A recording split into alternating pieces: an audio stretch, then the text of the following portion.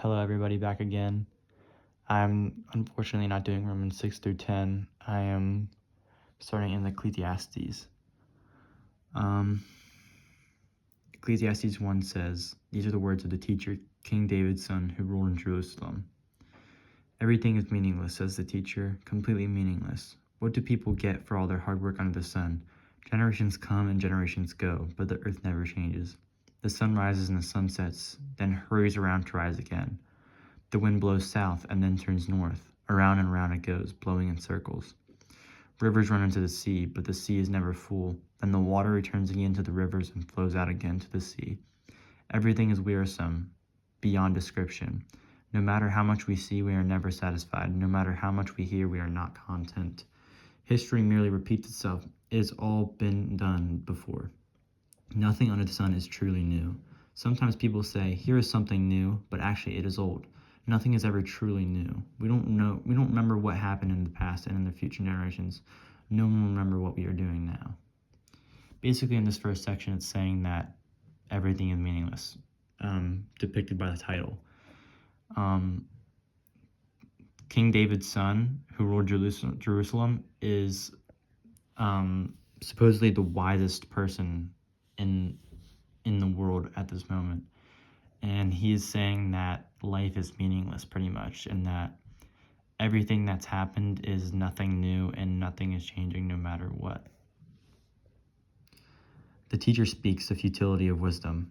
"I, the teacher, was king of Israel, and I lived in Jerusalem. I devoted myself to search for the understanding and to explore my wisdom, everything being done under the heaven. I soon discovered that God has dealt a tragic existence to the human race. I observed everything going on under the sun, and really, it is all meaningless, like chasing the wind.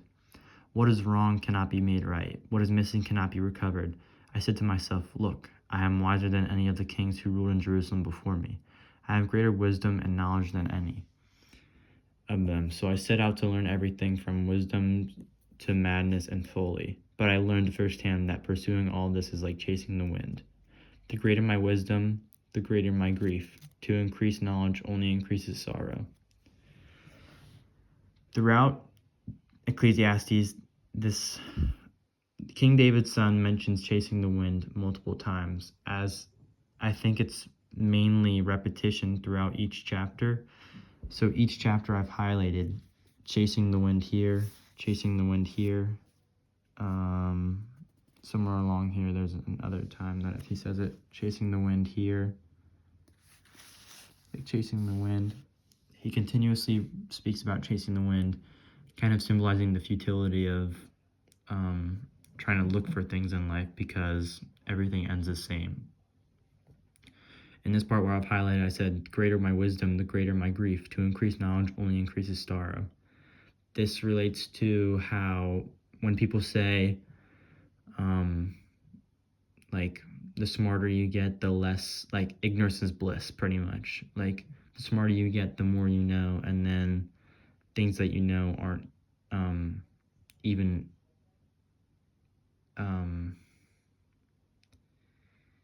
fun to learn or hear about. Don't really know where I was going with that. I'm not gonna lie to you guys. The futility of pleasure. I said to myself, "Come on, let's try pleasure. Let's look for the good things in life." But I found that this too was meaningless. So I said, "Laughter is silly. What good does it do to seek pleasure?" After much thought, I decided to cheer myself with wine, and while still seeking wisdom, I clutched at foolishness. In this way, in this way, I tried to experience the only happiness most people find during their brief life in this world.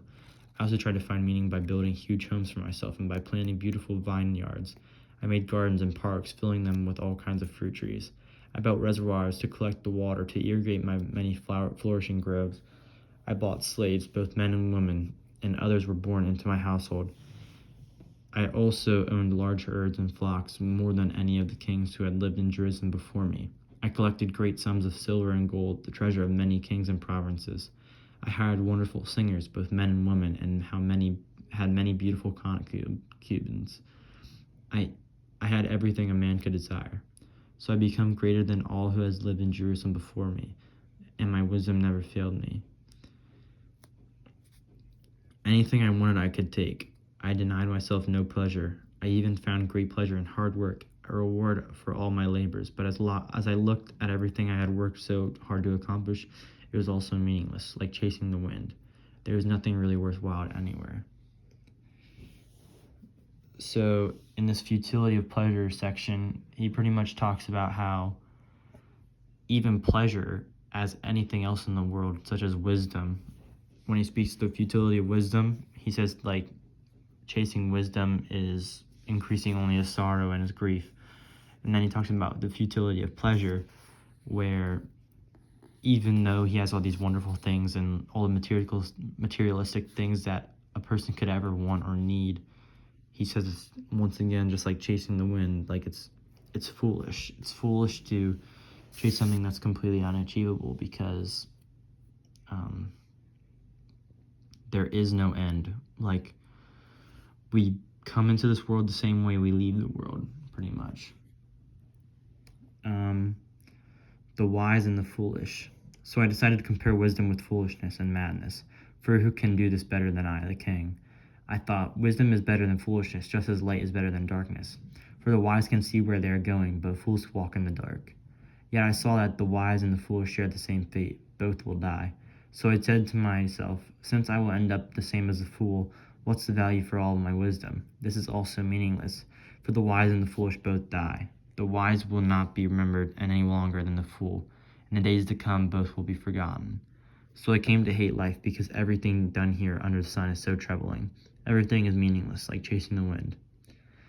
Then again, with the chasing the wind and talking about the futility of wisdom, how you would imagine that being wise would be better, but in the end, it's the same exact thing as being a fool, because no matter what, both will die, and no one will be known longer than the other.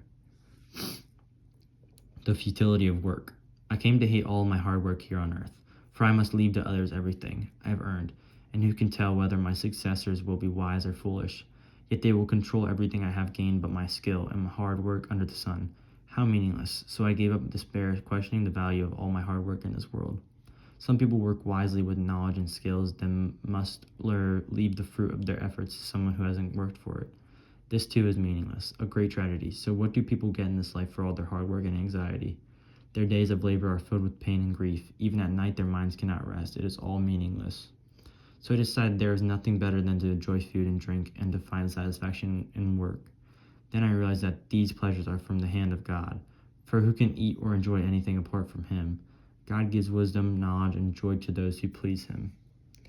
But if a sinner becomes wealthy, God takes the wealth away and gives it to those who please him. This too is meaningless, like chasing the wind. So in this section, it's a little bit differently. He talks about the futility of work and how it's like foolish to work and then have your work be enjoyed by somebody else. He then talks about, and like the reason why this section is different than the other ones, he talks about God for the first time. He talks about how the pleasures of the world are given by God, and for who can eat or enjoy anything apart from him? God gives wisdom, knowledge, and joy to those who please him. So he gave up on the idea of like wisdom having no meaning, because it's not him seeking wisdom, it's God giving wisdom and knowledge. So he sort of starts to understand that God is the root of why he is wealthy and why he is knowledgeable and wise. Also, again, with the chasing the wind part, a time for everything. For everything there is a season, a time for every activity under the sun, under the heaven, a time to be born and a time to die, a time to plant and a time to harvest, a time to kill and a time to heal, a time to tear down and a time to build up, a time to cry and a time to laugh, a time to grieve and a time to dance, a time to scatter stones and a time to gather stones, a time to embrace and a time to turn away, a time to search and a time to quit searching, a time to keep and a time to throw away, a time to tear and a time to mend, a time to be quiet and a time to speak, a time to love and a time to hate, a time for war and a time for peace. What do people really get all of their hard work? I have seen the burden God has placed on us all. Yet God has made everything beautiful for its own time. He has planted eternity in the human heart, but even so, people cannot see the whole scope of God's work from the beginning to the end. So I conclude there is nothing better than to be happy and enjoy ourselves as long as we can. and people should eat and drink and enjoy the fruits of their labor, for these are the gifts from God. And I know that whatever God does, it's final. Nothing can be added to it or taken away from it. God's purpose is what people should fear him. What is happening now and has happened before and will happen in the future has happened before, because God makes the same things happen over and over again. Once again, now he is talking about God. He's talking about God, how first he starts out by saying that there's a time for everything. Like there's a time to gather stones, there's a time to scatter them. There's a time to cry and there's a time to laugh, and a time for war and a time for peace, a time for love, a time to hate. Then he goes on to saying how God's placed a burden on us all, and how everything is in its own time, and nothing from God can be taken away or added to, because what he does is final.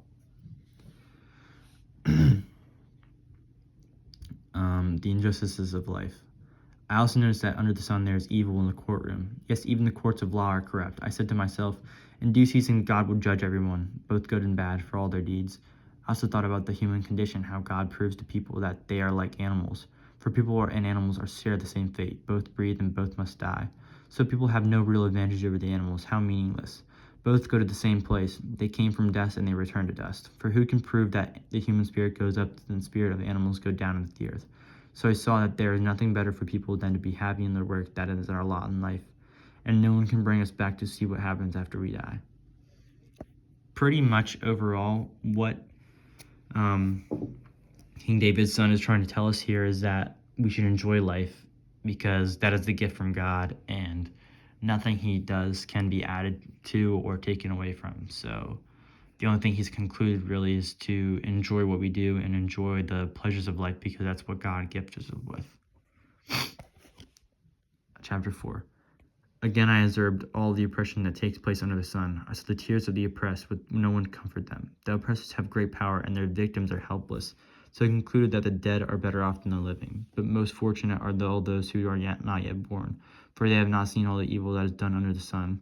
Then I observed that most people are motivated to success because they envy their neighbors, but this too is meaningless, like chasing the wind. So this part where he says, so I concluded that the dead are better off than the living, but most fortunate are those who are not yet born, for they have not seen the evil that is done under the sun. So this is then again talking about how ignorance is bliss, and relates back to chapter 1 where he talked about how the more he gains wisdom, the more his sorrow and everything increases. Fools fold their idle hand, leading them to ruin. And yet better to have one handful with quietness than two handfuls with work and chasing the wind. He keeps talking about chasing the wind over and over again. I think it's a pattern throughout the story here. The advantages of companionship.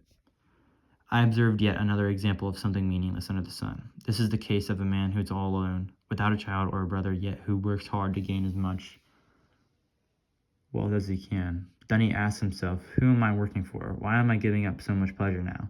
It is also meaningless and depressing. Two people are better off than one, for they can help each other succeed. If one person falls, the other can reach out and help. But someone who falls alone in a real trouble. Likewise, two people lying close together can keep each other warm. But how can one be warm alone? A person standing alone can be attacked and defeated, but two can stand back to back and conquer.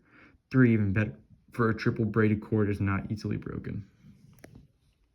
This section talks about how companionship and fellowship are very important in Christianity and life in general. Most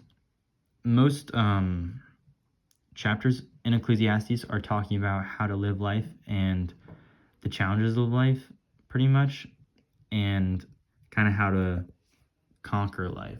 And this is one of the ones where it tells us something good about what we should be doing, and we should be seeking companionship and fellowship in Christ.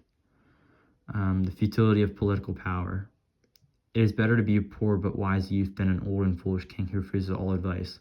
Such a youth could rise from poverty and succeed. He might even become king, though he has been in prison. But then everyone rushes to the side of yet another youth who replaces him. Endless crowds stand around him, but then another generation grows up and rejects him too.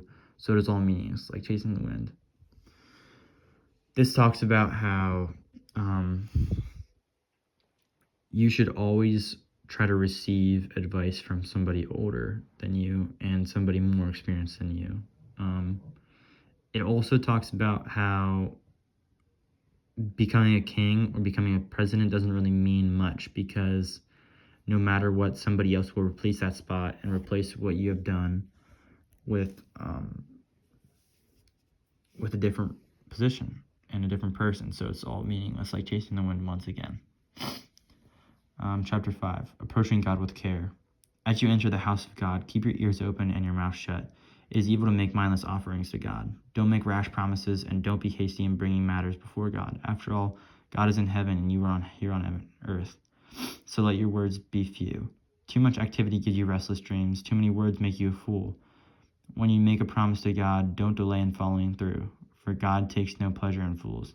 Keep all the promises you make to him. It is better to say nothing than to make a promise and not keep it. Don't let your mouth make you sin, and don't defend yourself by telling the temple messenger that the promise you made was a mistake. That would make God angry, and he might wipe out everything you have achieved. Talk is cheap, like daydreams and other useless activities. Fear God instead.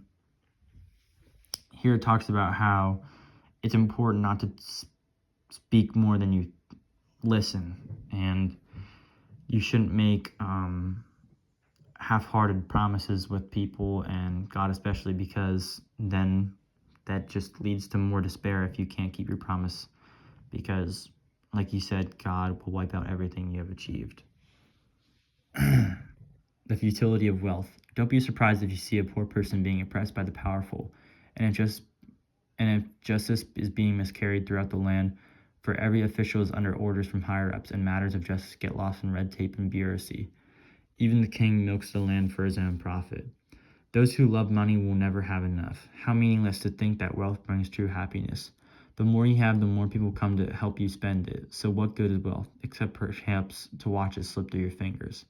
People who work hard sleep well, whether they eat little or much, but the rich seldom get a good night's sleep. There is another serious problem I have seen under the sun. Hoarding riches harms the saver. Money is put into risking investments that turn sour, and everything is lost. In the end, there is nothing left to pass on to one's children. We all come to the end of our lives as naked and empty-handed, as on the day we are born, we can't take our riches with us. And this too is a very serious problem, because people leave the world no better off than how they came. All their hard work is for nothing, like working for the wind. Throughout their lives, they live under a cloud, frustrated, discouraged, and angry. Even so, I have noticed one thing, at least, that is good. It is good for people to eat, drink, and enjoy their work under the sun during the short life God has given them, and to accept their lot in life. And it is a good thing to receive wealth from God and the good health to enjoy it.